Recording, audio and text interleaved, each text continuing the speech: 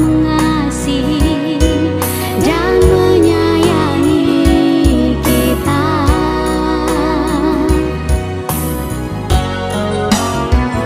Kembalilah pada Tuhan, bersujud memohon ampun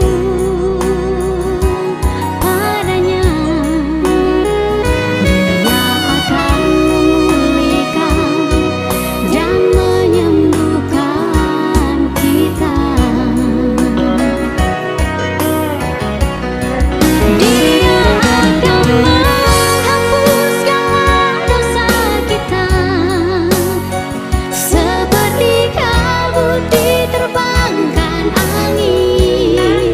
Dia akan menghapus segala salah kita, seperti awan yang tertiup angin.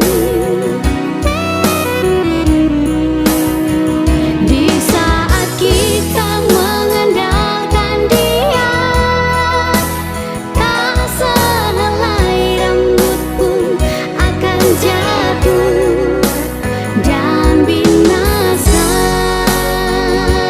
tanpa seizin Dia.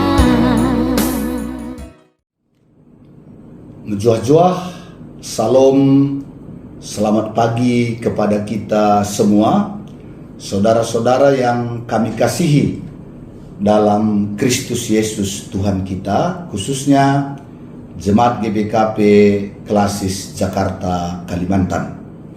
Sebelum kita melakukan segala aktivitas kita sepanjang hari ini, pelayanan kita dan pekerjaan-pekerjaan lainnya, terlebih dahulu kami mengundang kita bersama-sama merenungkan firman Tuhan dalam sapaan teduh pada pagi hari ini. Sebelum kita membaca sekaligus merenungkan firman Tuhan, mari kita bersatu di dalam doa. Kita berdoa.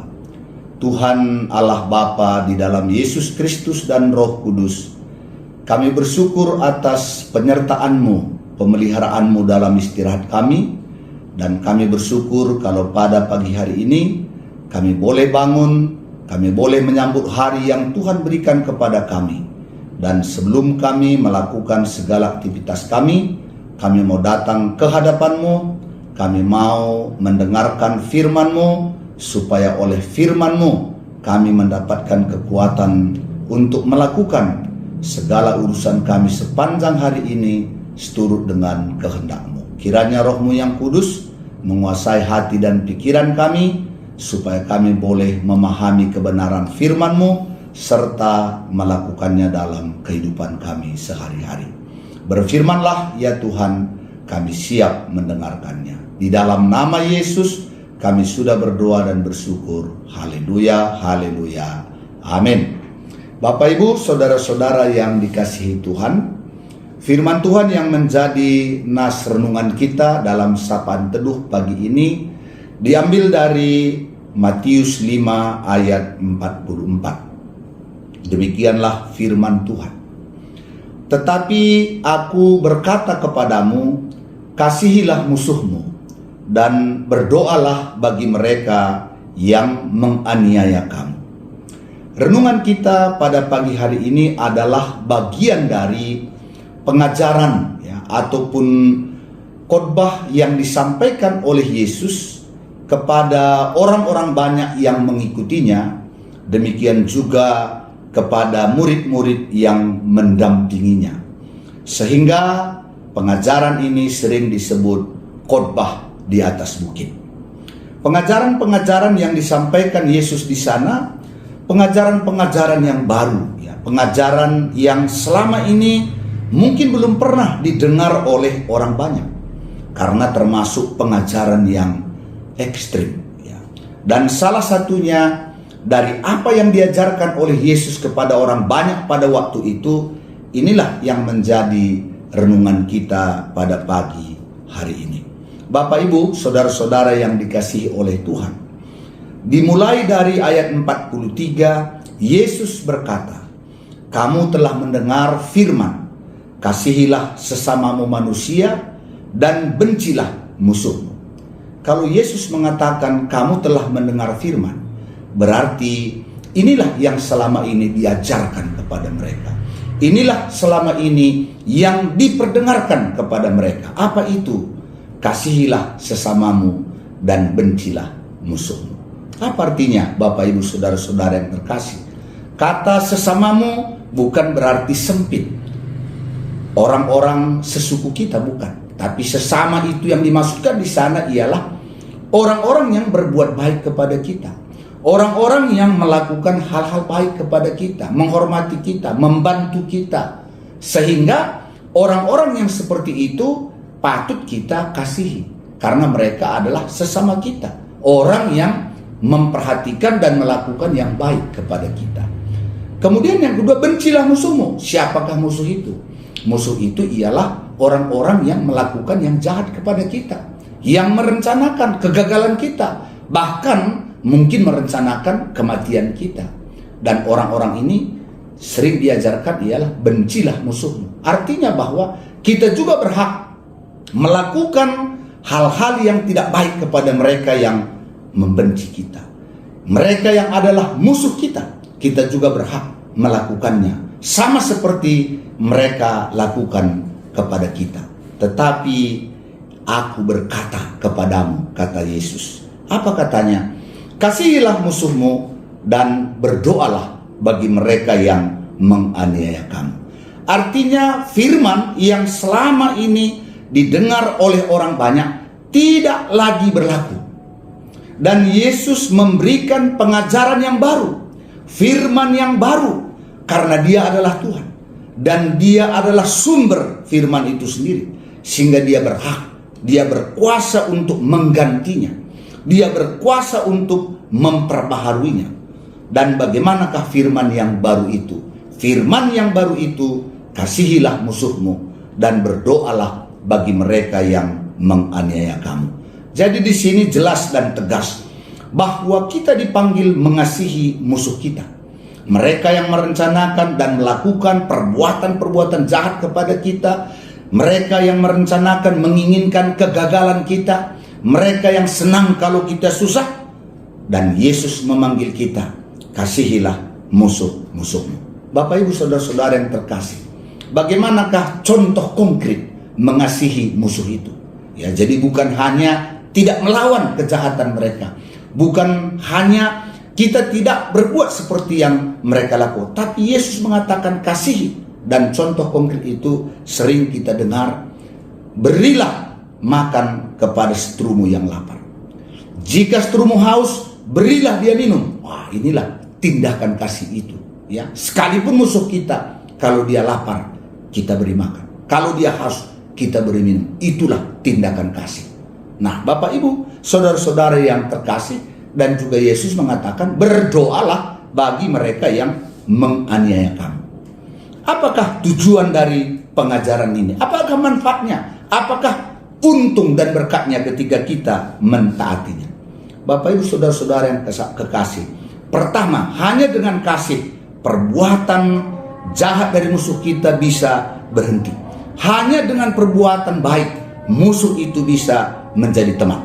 Nah, dan yang kedua, jika kita mengasihi orang yang mengasihi kita, dan kita hanya berbuat baik kepada orang yang berbuat baik kepada kita, Yesus katakan, bukankah orang-orang yang tidak mengenal Allah pun melakukan hal yang demikian?